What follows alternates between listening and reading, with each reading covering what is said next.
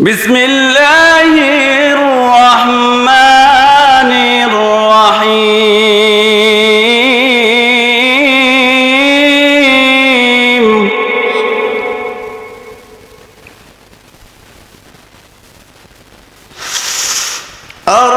الرحمن علم القرآن خلق الإنسان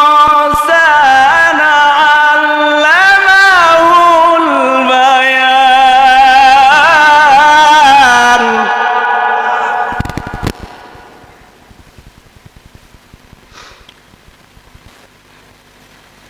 الشمس والقمر بحسبان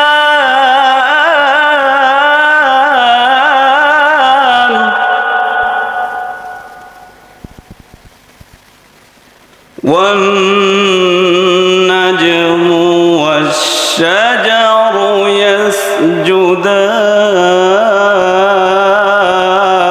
يسجدان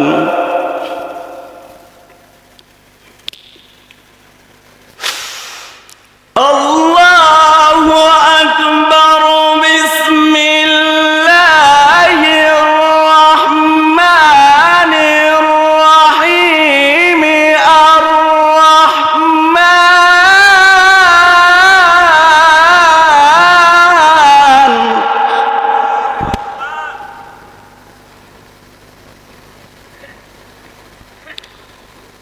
علم القرآن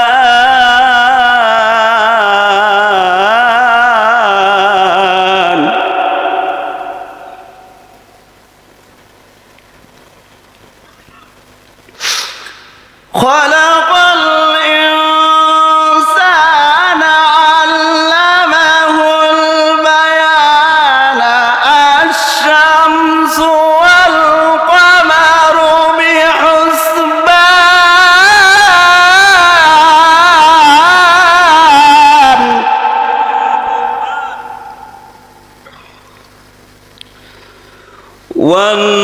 والنجم والشجر يسجدان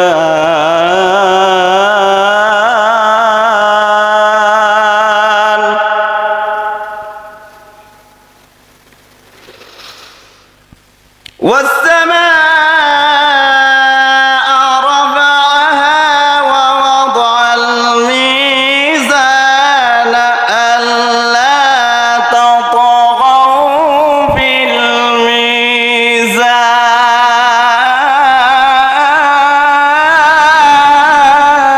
الميزان وأقيموا الوزن بالقسط ولا تخسروا الميزان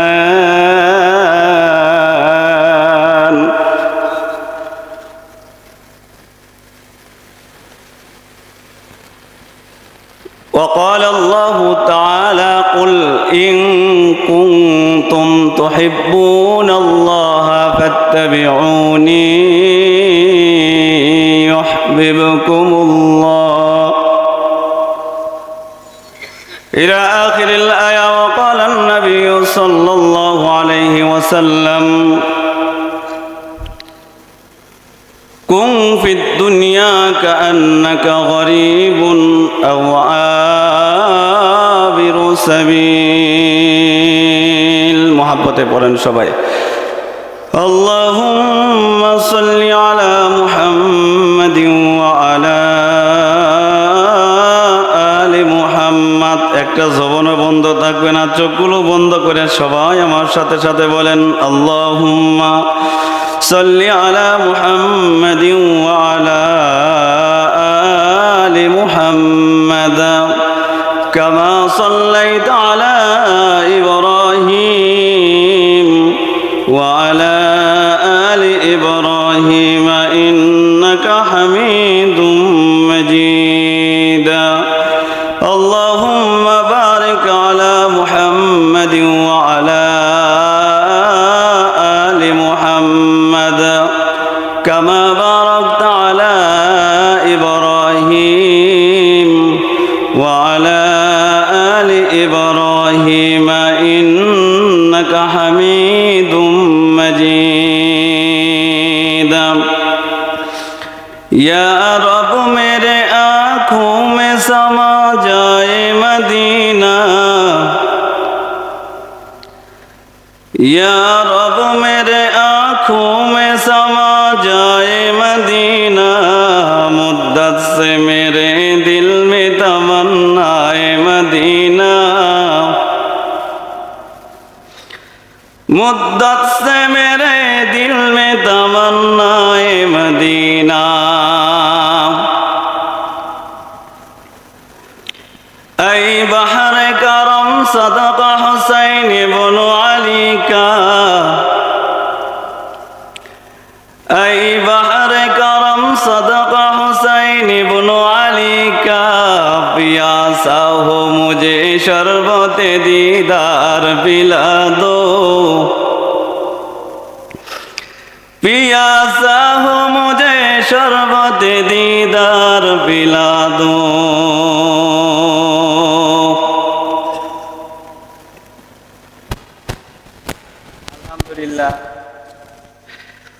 उत्तर दासबाड़ी बैतुल जन्नत जामे मस्जिदेर उद्योगे आयोजित अष्टम वार्षिक इस्लामी महासम्मेलन अष्टम और 7टार मध्य कইছিলাম अष्टम वार्षिक इस्लामी महासम्मेलने श्रद्धाभाजन सभापति सेरे ताज सबार परिचित आदर्शेर एकजन व्यक्ति आमार पाशेई जिनि बसे आছেন हजरत मौलाना कारी मोहम्मद साइफुल इस्लाम साहेब इमाम देवखोला बाजार केंद्रीय जामे मस्जिद आल्लाहर काছে मन खुले दोया करी गभीर रजनीते आल्लाह ताआला हजरतेर हायातके आरो दीर्घ एवं लम्बा करे देख आमीन बोलेन आमार परे चमत्कार कण्ठे आलोचना करबेन आमार बंधुवर आजकेर प्रधान बक्ता हजरत मौलाना मुफ्ती गियासुद्दीन फैजी हाफिजाहुल्लाह आमार पूर्वे आलोचना करेছেন आजकेर विशेष आकर्षण आपनादेर आस्थार जायगा हजरत मौलाना मुफ्ती तानवीर आहमद साहेब प्रधान अतिथि हिसाबे आसबेन जनाब मोहम्मद शफिकुल इस्लाम हीरा साहेब आजकेर विशेष अतिथिबृंद जनाब मोहम्मद महमूदुल हासान मामुन सरकार साहेब जनाब इंजिनियर मोहम्मद एहसानुल कबिर सुमन साहेब सह सर्वस्तरेर उलामाए केराम बाबार बयसी मुरब्बीरा आदरेर कचि काचारा पर्दार आड़ाल थेके बयान शुनतेছেন श्रद्धेया सम्मानिता मा बोनेरा সেই মালিকের দরবারে কালিমাতুর শুকুর আদায় করি যে রব্বুল ইজ্জত আমাদেরকে দোকানপাটে না নিয়া চার স্টলে না নিয়া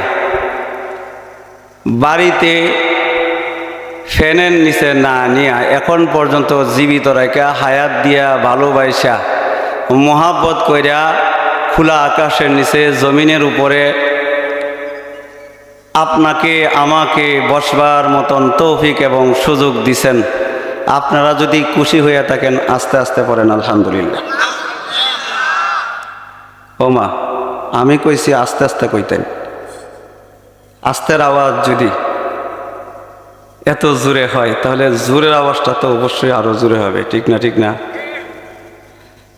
তাহলে একবার জোরে কোন তো আলহামদুলিল্লাহ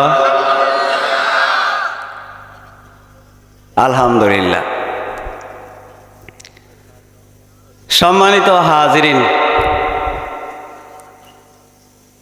এদিক সেদিক যাওয়ার কোনো সুযোগ নাই আমি আপনাদের সামনে খুতবাতে শেষের দিকে একখানা আয়াতে কারিমা তেলাওয়াত করেছি আল্লাহ বলেন হে নবী আপনি পৃথিবীর মানুষকে জানায়া দেন দেওখোলা ফুলবাড়িয়ার মানুষদেরকে আপনি বলে দেন এরা যদি আমি আল্লাহর মোহাব্বত চায় তাহলে তারা যেন আপনার অনুসরণ করে সুবহানাল্লাহ আগে বুঝুন আল্লাহ নবীর মাধ্যমে বলতেছেন ও নবী আপনি আপনার উম্মতকে বলে দেন তারা যদি আপনার মহাব্বত শর্ত, আল্লাহ শর্ত দিছে, তারা যদি আমি আল্লাহর মহাব্বত শর্ত, তাহলে তারা যেন আপনার অনুসরণ করে। একটা শর্ত, আপনার অনুসরণ। এই শর্তের মাঝে যদি কেউ সফল হয় তাহলে তার জন্য পুরস্কার হলো দুইটা। নাম্বার 1, আমি আল্লাহ এরে মোহাব্বত করব। নাম্বার 2, এর জিন্দগির গুনাহ মাফ করে দেন। এটা আলোচনার বিষয়, এটা আমার আলোচ্য বিষয়। আলোচ্য বিষয়টা আগে নির্ধারণ করলাম। এদিক সেদিক তাকানোর কোনো সুযোগ নাই, ডানে বামে তাকানোর কোনো সুযোগ নাই। অনেকক্ষণ যাবৎ যারা বয়ান শুনতেছেন, যদি কারো জরুরত পড়ে 1 নম্বর ধরলে আমার 1 আঙ্গুল দেখাইবেন, আমি বুঝলাম এই বেড়ার মনে পেশাব ধরছে।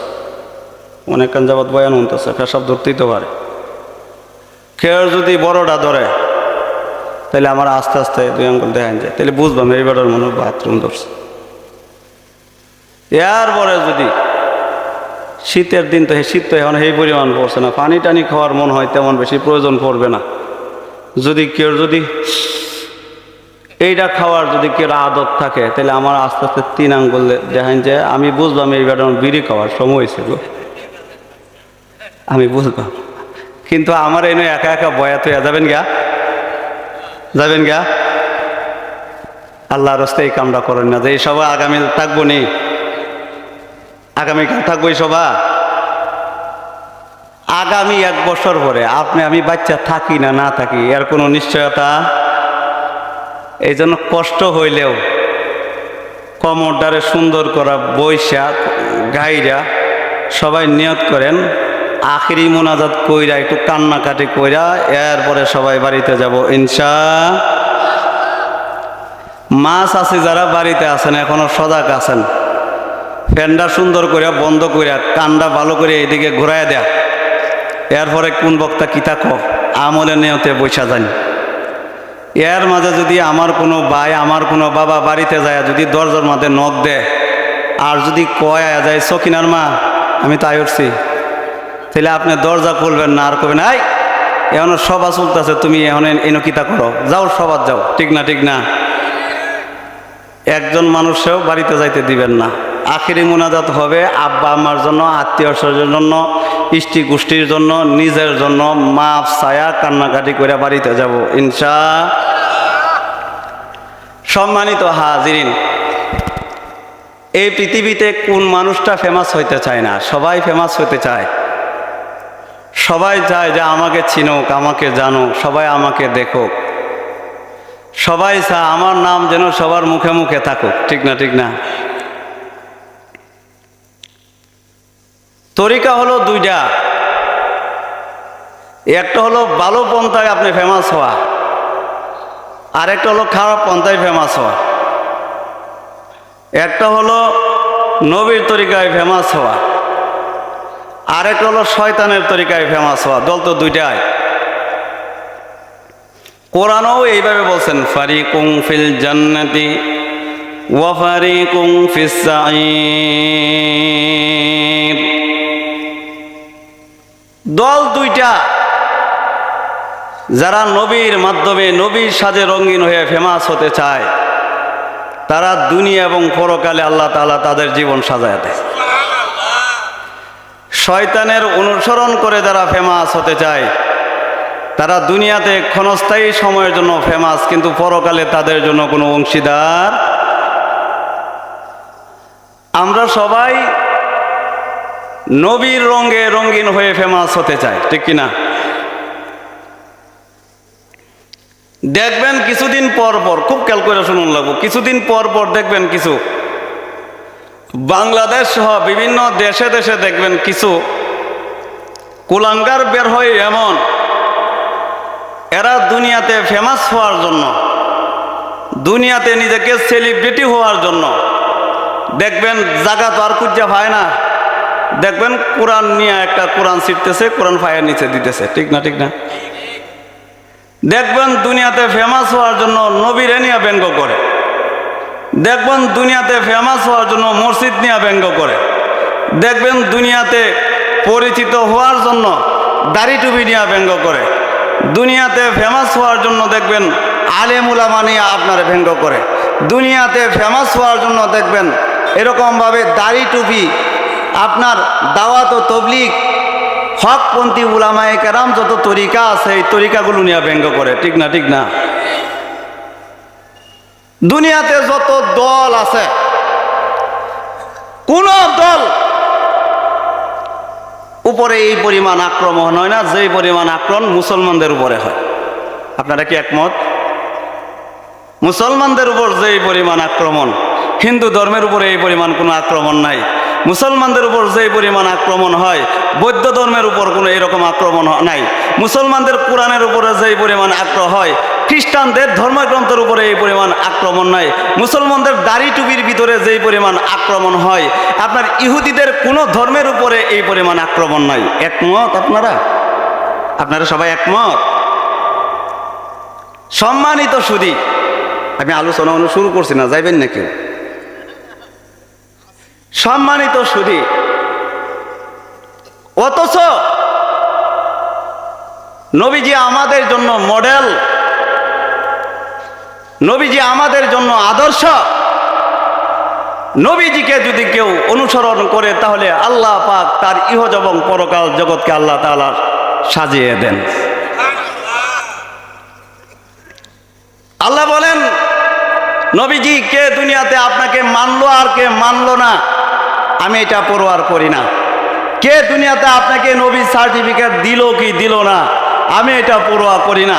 কে আপনার আদর্শে আদর্শিত হবে এটা আমি পরোয়া করি না। আমি স্বয়ং আল্লাহ আপনাকে নবী আমার বন্ধু সাব্যস্ত করছি। সুবহানাল্লাহ। আল্লাহ কোরআনে কারিমে, কোরআনে হাকিমে বিভিন্ন জায়গায় জায়গায় নবীজির বিভিন্ন নাম নিয়ে নিয়ে আল্লাহ তাআলা এইভাবে ডাকতেছেন। বিসমিল্লাহির রহমানির রহিম।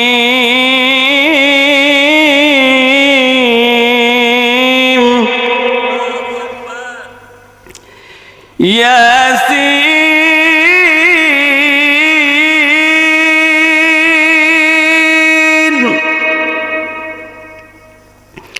ওয়াল কুরআনিল হাকীম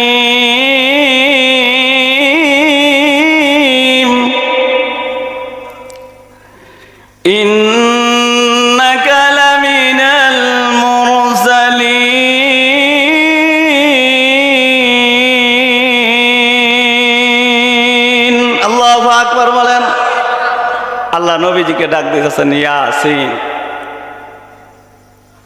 ওয়াল কুরআনিল হাকিম, কোরআনে হাকিমের শপথ, হে ইয়াসিন ইন্নাকা লামিনাল মুরসালিন, নিশ্চয় আমি আল্লাহ আপনাকে নবী বানায়া দুনিয়াতে পাঠাইছি। কোন চান্দুর ফুতে আপনাকে নবী মানবে, কোন চান্দুর ফুতে আপনার আদর্শে আদর্শিত হবে আমি আল্লাহ তা পরোয়া করি না। সুবহানাল্লাহ বলে। নবী মন খারাপ করবেন না, আমার ক্ষমতা আসমান জমিন সর্বত্রই আমার ক্ষমতা। আল্লাহ বলেন আলহামদুলিল্লাহি রাব্বিল আলামিন।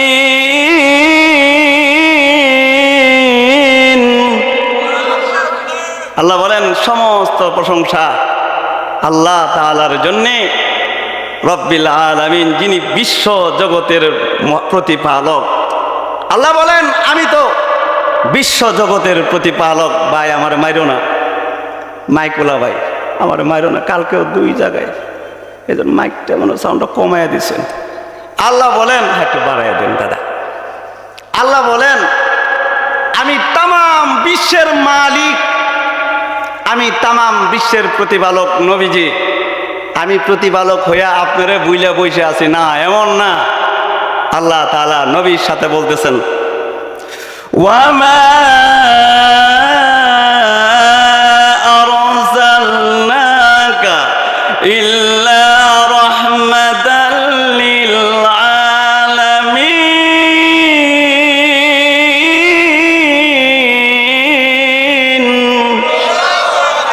আল্লাহ বলেন, নবীজি আমি যেরকম ভাবে তাম বিশ্বের প্রতিপালক মাহবুব, আমি আল্লাহ আপনাকে তাম বিশ্বের নবী বানায় পাঠাইছি। সুতরাং কোন চান্দুর ভূতে আপনাকে মানলো আর কোন চান্দুর ভূতে আপনাকে মানলো না, আমি আল্লাহ পরোয়া করি না। সুবহানাল্লাহ বলেন। আল্লাহ বলেন, আপনি দেওখলার মানুষকে ঘোষণা দেন, কুল ইন কুনতুম তুহিব্বুনাল্লাহ, এরা যদি আমি আল্লাহর মহব্বত চায়, আমরা সবাই আল্লাহর মহব্বত চাই না চাই না? জোরে বলেন, চাই না চাই না? যারা বাড়িত বয়া আছে, দোকানপাটে দাঁড়ায় আছে, যারা বয়া বয়া এখনো বুট খা, এরা আল্লাহর ভালোবাসা চায়নি? আজীব কারবার। এমন হবে কেন? এখানে যারা আছি আমরা সবাই আল্লাহর মহব্বত চাই না চাই না? আল্লাহর মহব্বত ছাড়া চলার কোনো শক্তি আছে? আল্লাহর মহব্বত ছাড়া বাঁচার কোনো উপায় আছে? আল্লাহর মহব্বত ছাড়া কদম লড়ানোর কোনো শক্তি আছে? আল্লাহর মহব্বত ছাড়া চোখকে এক পরিমাণ পাতা পরিমাণ নড়াচড়ার কোনো সুযোগ আছে? আসমান কে বানাইছে? জুড়ে বলেন। জমিন কে বানাইছে? আপনারা আমারে কেডা বানাইছে? এই তামাম কুল কায়নাতটা কেডা বানাইছে? আল্লাহ বলেন, সব দামি দামি জিনিসগুলো আমি আল্লাহ তোমার জন্য সস্তা করে দিছি। সুবহানাল্লাহ। এই আমাকে চিনো না? আল্লাহ বলেন, আমার মহব্বত ছাড়া বাঁচার কোনো উপায় নাই। আল্লাহ বলেন, আমি এই কারণেই আমাকে তোমরা মহব্বত করবা, কেননা আমি আল্লাহ তোমাদেরকে মহব্বত করি। সুবহানাল্লাহ। আমি আল্লাহ এত মহব্বত তোমারে করি, তোমার বাবার এই পরিমাণ, তোমার বাবা তোমার এই পরিমাণ মহব্বত করতে পারবে না। আল্লাহ বলেন, আমি তোমারে এই পরিমাণ মহব্বত করি, তোমার মা তোমাকে এই পরিমাণ মহব্বত করতে পারবে না। আল্লাহ বলেন, আমি তোমাকে এত মহব্বত করি, তোমার বন্ধু তোমাকে এই পরিমাণ মহব্বত করতে পারবে না। হাদিসে বলা হয়েছে, আল্লাহ তাআলার 100 রহমতের মাঝে একটা রহমত আল্লাহ পৃথিবীর মানুষকে ভাগ করে দিছে। সুবহানাল্লাহ। এই একটা রহমত দেওয়ার কারণে মা ছেলের জন্য জীবন দিয়া দেয়, ভাই ভাইয়ের জন্য জীবন দিয়া দেয়, বাপ ছেলের জন্য জীবন দিয়া দেয়, বন্ধু বন্ধুর জন্য জীবন দিয়া দেয়। আল্লাহ বলেন, বান্দা 99টা রহমত আমার কুদরতি হাতে রাইখা দিছি।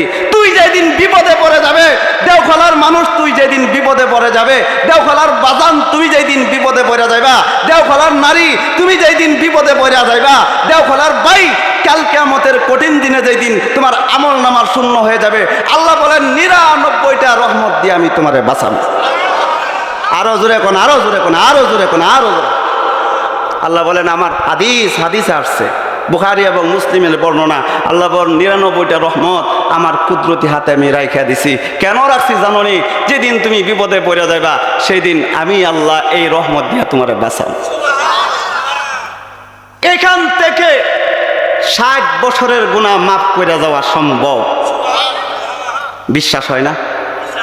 এখান থেকে 60 বছরের গুনাহ মাফ করে যাওয়া সম্ভব। বিশ্বাস হয় না? আহা, কেমনে বুঝাইতাম আপনাদেরকে। কম্পিউটার যারা চালান, কম্পিউটার, খারাপ লাগতেছে? কম্পিউটার যারা চালান, আমাকে মনে করেন সভাপতি সাহেব দেওখলা বাজারে নিয়োগ দিছে যে আপনার কাম হলো কম্পিউটারে মনে করেন নাম টাইপ করা, নাম লেখা। আপনি শুধু নাম লিখবেন, এটা আপনার কাজ। এখন আমি প্রতি বছরে 1000 নাম লিখতে পারি। আমি 40 বছর এই জায়গায় খেদমত করছি। কতগুলো হয়েছে? জোরে বলে। প্রতি বছরে যদি 1000 হয় তাহলে 40 বছরে। সভাপতি সাহেব 40 বছর পরে বলতেছে, হুজুর কম্পিউটারের ভিতরে যে আপনি 40,000 নাম লেখছেন সব ডিলিট করে দেন। কারণ যিনি মালিক তিনি যদি বলেন নাম ডিলিট করে দেন, ডিলিট করা লাগবো না? লাগবো না? নাম লিখতে সময় নিছে 40 বছর, এখন মালিক বলতেছেন ডিলিট করে দাও। আচ্ছা, যারা কম্পিউটার চালানো বুঝেন, নামগুলো ডিলিট করলে কয় বছর লাগবো? 1 মিনিটও না। খালি মার্ক করবেন, মার্ক করে ওয়াল ডিলিটে ছাপ দিবেন, ঠুস করে চলে দেবো। ঠিক না? ঠিক না? লিখতে লাগছে কত বছর? আয় জুড়ে বলেন, লেখতে লাগছে কত বছর, মুছতে লাগছে কয় মিনিট? এই 2 সেকেন্ড, 1 সেকেন্ড, 2 সেকেন্ড। তাহলে দুনিয়ার সামান্য কম্পিউটারের ভিতরে যদি 40 বছরের নাম যদি ডিলিট করা যায়, আপনি আমার আল্লাহর কি এই ক্ষমতা নাই? 30 বছর গুনাহ করছেন, আপনি আমার আল্লাহর কি এই ক্ষমতা নাই? 30 বছর মিথ্যা কথা বলছেন, আপনি আমার আল্লাহর কি এই ক্ষমতা নাই? 30 বছর নামাজ ছাড়ছেন, আপনি আমার আল্লাহর কি এই ক্ষমতা নাই? 30 বছর আপনার বেনামাজি ছিলেন, আল্লাহ যদি চান এই মুহূর্তে আপনি আমার 30 বছরের গুনাহ মাফ কইরা, আল্লাহ তাআলা আপনি আমার 30 বছরের গুনাহ মাফ কইরা আপনি আমারে পবিত্র বানিয়ে দিতে পারবেন। এই ক্ষমতা আল্লাহর আছে না নাই? হ্যাঁ হ্যাঁ হ্যাঁ, আরো জোরে বলেন, আছে না নাই? আল্লাহ বলেন আমার এই ক্ষমতা আছে। ইল্লা মান তাবা ওয়া আমানা ওয়া আমিলা আমালান সালিহা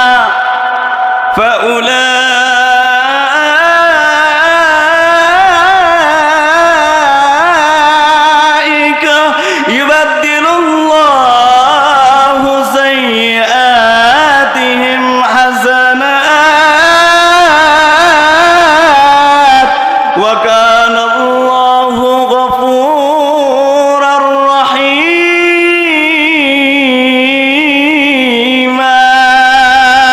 الله أكبر আল্লাহ বলেন ইল্লা মান তাবা ওয়া আমানা ওয়া আমিলা আমালান সালিহা। বান্দা 60 বছর গুনাহ করছস, তো 70 বছর গুনাহ করে লাইছস, এখন বুঝতাছস জীবনে ভুল করছিলাম, মাহফিলে আইসা 2 ফোঁটা চোখের পানি ফালায়া নিজের গুনার জন্য অনুতপ্ত হয়েছস। আল্লাহ বলেন 60 বছরের গুনাহ আমি আল্লাহ মাফ করে দেব। ওয়া কানা আল্লাহু গফুরার রহিমা। আল্লাহ বলেন আমার এক নাম হলো গফুর, গাফফার। আল্লাহ বলেন গাফফার নামের খাতিরে তাফসীরের কিতাবে ব্যাখ্যা আছে, আল্লাহ বলেন গাফফার নামের খাতিরে তোর 60 বছরের গুনাহ মাফ করে দিয়েছে। 60 বছরের গুনাহ মাফ। নামগুলো ডিলিট করে দিয়েছেন, এই নামগুলো আর দ্বিতীয়বার আসার কোনো সম্ভাবনা না। সুন্দর করে রিপ্লেস টিপ্লেস মাইরা ওয়াশ করে যদি তৈরি দেন, তাহলে এই নামগুলো আর আসার সম্ভাবনা। আল্লাহ বলেন আমি তো গাফফার নামের খাতিরে তোর 60 বছরের গুনাহ মাফ করছি। শুধু এখানেই শেষ না, আল্লাহ বলেন আমার আরেকটা নাম বাকি রয়ে গেছে, গাফুর নামের খাতিরে 60 বছরের গুনাহ মাফ। আরেকটা নাম আছে আমার রহিম। আল্লাহ বলেন রহিমের ব্যাখ্যা হলো, রহিমের ব্যাখ্যা হলো আমি আল্লাহ রহিমের খাতিরে তোর 60 বছর গুনার জায়গায় 60 বছর ইবাদতের সব আমি আল্লাহ লিখে দিই। আরো জুড়ে বলেন সুবহানাল্লাহ। এমন আল্লাহ ভাইয়া খুশি না বেজার? আরো জোরে বলেন, আরো জোরে বলেন, খুশি না বেজার? নারায়ে তাকবীর। হ্যাঁ আরো জোরে নারায়ে তাকবীর। রাগ করতেছেন? সাইরা দিতাম। আল্লাহ বলেন এইটা হলাম আমি আল্লাহ, এই কারণে আমার মহাব্বত ছাড়া তোদের বাঁচার কোনো পথ নাই। আমি আল্লাহ তোকে এত এত এত ভালোবাসি। আরে কেমনে বুঝাইতাম? দ্বিতীয় আরেকটা এক্সাম্পল আপনাদেরকে দিয়ে দেই। আল্লাহ বলেন কোন সন্তান যদি মারা যা, খেয়াল করেন আমার দিকে চান, কোন সন্তান যদি মারা যা, তাহলে যারা বাপ মা হয়েছেন, যে বাপ মার কাঁধে সন্তানের লাশ উঠে, এটা একমাত্র বাপ মায় জানে এটা তো কত কষ্টের, ঠিক না? ঠিক না? তাহলে বাবা সন্তানকে কাঁধে নিয়ে গুরুস্থানে যাওয়ার মতন ক্ষমতা বাবার আছে, যদিও মনটা ভাঙ্গা, যদিও অনেক কষ্ট, এরপরেও বাবা আপনার এই ছোট ভাই উঠো কে, আচ্ছা 1 নম্বর, আচ্ছা আলহামদুলিল্লাহ, এই যে একটা ফেরেস্তা পাওয়া গেল 1 নম্বর, ঠিক আছে তাড়াতাড়ি আইবা। তো বাবা তো সন্তানকে আপনার খাটিয়া দইরা গুরুস্থানে নিতে পারে, কিন্তু মা গুরুস্থানে যাওয়ার কোনো অধিকার কেন? কেন? ফতোয়া লেখে পৃথিবীতে এমন কোনো মা আপনি খুঁজে পাইবেন না, পৃথিবীতে এমন কোনো নারী নাই, পৃথিবীতে এমন কোনো বোন নাই, পৃথিবীতে এমন কোনো আম্মাজান খুঁজে পাইবেন না যেই মা সন্তানকে কাঁধে নিয়া গুরুস্থানে যাইয়া সহি সালামতে আবার আসতে পারবে না, এমন কোনো মা পৃথিবীতে নাই। ঠিক না ঠিক না? সাথে সাথে ওই জায়গায় স্টক করে মারা যাইব। এই কারণে মেয়েদের গুরুস্থানে যাওয়ার কোনো অধিকার। আচ্ছা, কত কষ্ট মায়ের, কত কষ্ট বাবার। আচ্ছা, বাবাকে আমার হাত বানাইছে, এই কন্যাকে মাকে আমার হাত বানাইছে, আমার চোখটাকে বানাইছে, আমার নাকটাকে বানাইছে, আমার জবানটাকে বানাইছে। মায়ের যদি এত মোহাব্বত থাকতে পারে সন্তানের জন্য জীবন দেয়া দেয়, বাবার যদি এত মোহাব্বত থাকতে পারে সন্তানের জন্য জীবন দেয়া দেয়। আরে কখনো যদি কোনো ঝগড়া লাগে, মা সামনে দাঁড়ায় বলে, বাবা সামনে বুকটা ভাইটা দিয়ে বলে, এই মারিস তারে মারিস না, আমি বাবার শরীরে মার, আমাকে আঘাত কর, আমার সামনে আমার সন্তানকে মারবে, আমি বাবা সহ্য করতে পারবো না। ঠিক না ঠিক না? তাহলে বাবা যদি এত মোহাব্বত সন্তানকে করতে পারে, মা যদি এত মোহাব্বত সন্তানকে করতে পারে, আরে যেই আল্লাহ আমার হাত বানাইলে, আরে কেমনে বোঝায় যে আল্লাহ আমার জবান বানাইছে, আরে যেই আল্লাহ আমাকে এত সুন্দর অবয়ব দিছে, আরে যেই সুন্দর আল্লাহ আমার এত সুন্দর গলা দিছে, আরে যেই আল্লাহ আপনার আসমানটা বানাইছে, আরে যেই আল্লাহ জমিনটা বানাইছে, আরে যেই আল্লাহ আমাকে লাশাই থেকে এত সুন্দর অস্তিত্ব দিয়া এই পৃথিবীতে পাঠাইছে, না জানি সেই আল্লাহর কত দয়া। আমি কি বুঝাইতে পারতাছি? আল্লাহ বলেন, আমার মতন ভালোবাসা পৃথিবীর কেউ ভালোবাসতে পারবে না, আমার মতন মহাব্বত পৃথিবীর কেউ তোকে করতে পারবে না। আমি আল্লাহ নিঃস্বার্থ অবস্থায় তোকে ভালোবাসিছি। দুনিয়ার মানুষ স্বার্থ ছাড়া ভালোবাসে না, মাও স্বার্থ ছাড়া ভালোবাসে না। 4 ছেলের মাঝে যদি একটা ছেলে যদি আপনাকে যদি খাবার রাগ করেন না, মুরব্বীরা বোঝানোর জন্য বলি, 4 ছেলের মাঝে এক সন্তান যদি আপনাকে খাবার না দেয়, একটা সময় বাপ মাও ব্যর্থ হয়ে বলে, 4টা ছেলের মাঝে এই ছেলেটা আমারে এই দে, এই ছেলেটা আমারে এই দে, এই ছেলেটা এই দে, মেজু ছেলে যারা এটা আমারে কিছুই দেয় না। ঠিক না ঠিক না? এই কথা কোন ঠিক না ঠিক না? আত্মীয় স্বজনকে কেউ যদি ভালো ভালো পোশাক আর ভালো ভালো খাবার যদি দিতে পারেন, আত্মীয় স্বজনরাও আপনাকে মোহাব্বত করে, আত্মীয় স্বজনরাও আপনাকে ভালোবাসে, দিতে পারলেন না তো আপনাকে কেউ চিনে না। ঠিক না ঠিক না? পকেটে যদি টাকা থাকে, দেওখোলা বাজারে যাইয়া যদি চার অর্ডার দিতে পারেন, বন্ধুর অভাব নাই। দেওখোলা বাজারে যাইয়া যদি বন্ধুরে যদি চা বিস্কিটের অর্ডার দিতে পারেন, আপনার এখানে যদি 50 টাকা 100 টাকা খরচ করেন, বন্ধুর অভাব পড়ে না। ঠিক না ঠিক না? এই সময় বন্ধু বারাজা আল্লাহ বলেন, দুনিয়াতেই আমার বান্দা তুই পাইবা না, স্বার্থ দ্বারা ভালোবাসে, একটা সময় আপন মানুষগুলো তোর থেকে দূরে চলে যা, কিন্তু কেবলমাত্র শুধুমাত্র আমি আল্লাহ তোরে স্বার্থ ছাড়া ভালোবাসি। আরো জোরে বলেন, আরো জোরে বলেন, স্বার্থ ছাড়া ভালোবাসেন কে? স্বার্থ ছাড়া ভালোবাসেন, জোরে বলেন কে? আল্লাহ স্বার্থ ছাড়া ভালোবাসেন। এই কারণে আল্লাহ বলেন, আমাকে ছাড়া তোদের কোনো গতি নাই। নিচ থেকে পানি উঠা যদি আমি আল্লাহ বন্ধ করে দেই, তাহলে দুনিয়ার কোনো মানুষ বাঁচতে পারবে না। ঠিক না ঠিক না? সূর্যের আলো যদি আল্লাহ বন্ধ করে দেন, দুনিয়ার মানুষ বাঁচতে পারবে না। আল্লাহ তাআলা যদি গরম যদি বন্ধ করে দেন, দুনিয়ার মানুষ বাঁচতে পারবে না। আল্লাহ তাআলা যদি বাতাস বন্ধ করে দেন, মুরব্বী বাবারা খেয়াল করে শুনেন, দুনিয়ার মানুষ বাঁচতে পারবে না। আল্লাহ তাআলা বলেন, নিঃস্বার্থ অবস্থায় আকাশ তোর জন্য ভিড়ি করে দিছি, জমিন তোমার জন্য ভিড়ি করে দিছি, বাতাস তোমার জন্য ভিড়ি করে দিছি, এই সূর্য তোমার জন্য ভিড়ি করে দিছি। দুনিয়ার মানুষ স্বার্থ ছাড়া ভালোবাসে না, আমি আল্লাহ স্বার্থ ছাড়া তোরে মহাব্বত করি। আমাকে ছাড়া তোদের বাঁচার কোনো অধিকার নাই, আমাকে ছাড়া 1 মিনিট 1 কদম তোরা চলতে পারবে না। আল্লাহ বলেন, এই কারণে আমি আল্লাহর মহাব্বত করা, আমি আল্লাহরকে চিনা, আমাকে চিনা কবরে যাওয়া তোমাদের জন্য জরুরি। সুবহানাল্লাহ বলেন। এই কারণে মায়ার নবী বলেন, কুল হে নবী আপনি বলে দেন। এই কারণে মায়ার নবীর মাধ্যমে বলেন, কুল হে নবী আপনি বলে দেন, ইন কুনতুম তুহিব্বুনাল্লাহ, তারা যদি আমি আল্লাহর মহব্বত চায়, এরা আমারে ছাড়া চলতে পারবে না।